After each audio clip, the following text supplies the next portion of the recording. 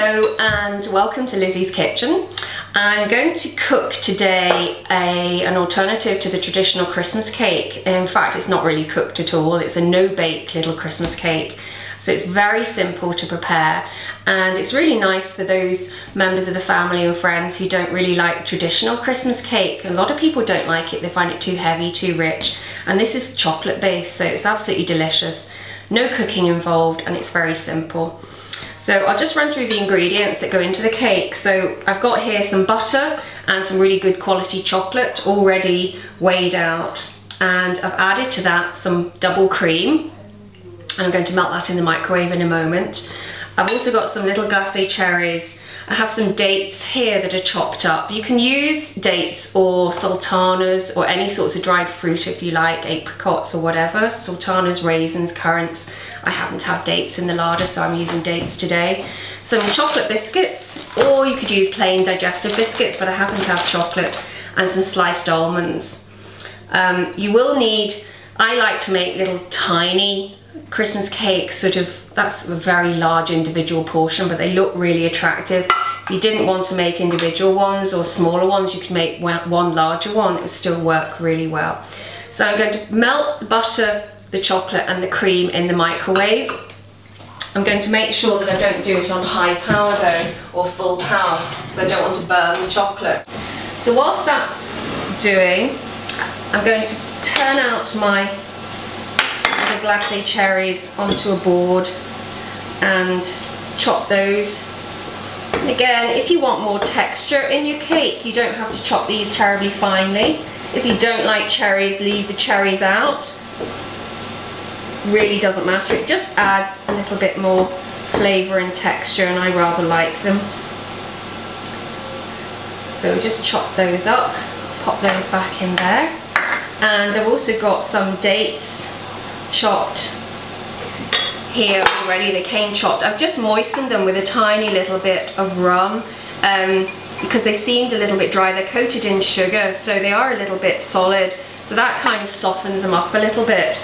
If you were using sultanas or raisins, you wouldn't necessarily have to do that. And certainly if you were making this for children, then I wouldn't use rum or brandy. I'd probably just soak them in a little bit of orange juice or apple juice, or pineapple juice is rather nice as well. Okay, so now what I'm going to do is, I've got my biscuits already weighed out and in a plastic bag, and I'm just going to smash those. You can do this with a rolling pin if you have a rolling pin. I happen to have a meat tenderizer, bottom of a saucepan, or you can just actually even break them up with your hands. But if the children are doing this, they absolutely love the fact that you can break this all up and crunch it. So you can do it with your hands as well. And you don't want fine crumbs. It's nice to have a little bit of texture to the mix. So about like that seems grand. Okay, so I'll have another little look at the mixture in the microwave. Okay, so here's our chocolate, butter and the little bit of cream that I added, which is now really nice and silky smooth and melted. So to that we can add the dates, that little stir, and the almonds. Now if you don't like almonds, again you could use walnuts. I would chop them up, give that a stir, throw in the cherries that we chopped up earlier, and then last of all the biscuits. And the quantities for this make exactly 3 of these little mini tins. So give it a really good mix round, make sure everything is coated.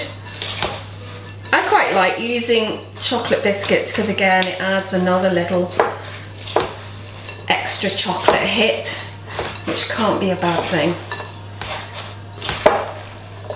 Once that's all nicely coated, then we can just fill the little tins.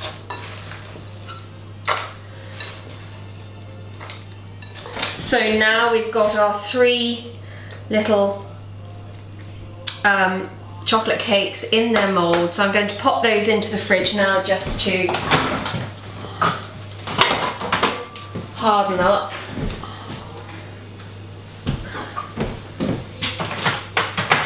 There we go.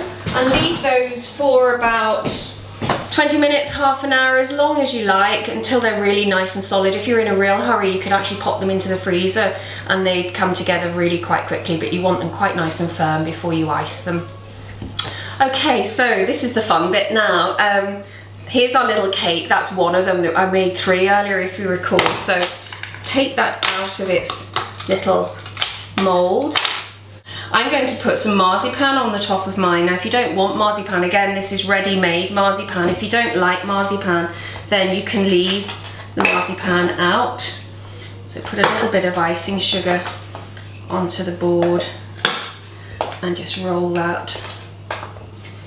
And you can sort of roll it more or less to the size if you're clever enough. Fits quite well. If it doesn't, then you can actually roll it out and use the base of the tin and just cut round it, and you'll find you'll get the exact. But this is homemade, so it doesn't have to be absolutely perfect. Okay, so we've got some of our icing ready rolled. Not ready rolled, ready-made icing. You can buy it ready rolled, but it is quite expensive, and actually it's very, very easy to work with. Make sure that your little rolling pin, if you're using it, is really clean. And you can, again, either cut it out or just kind of roll it to the size. Do have a go. It's really easy and it tastes lovely.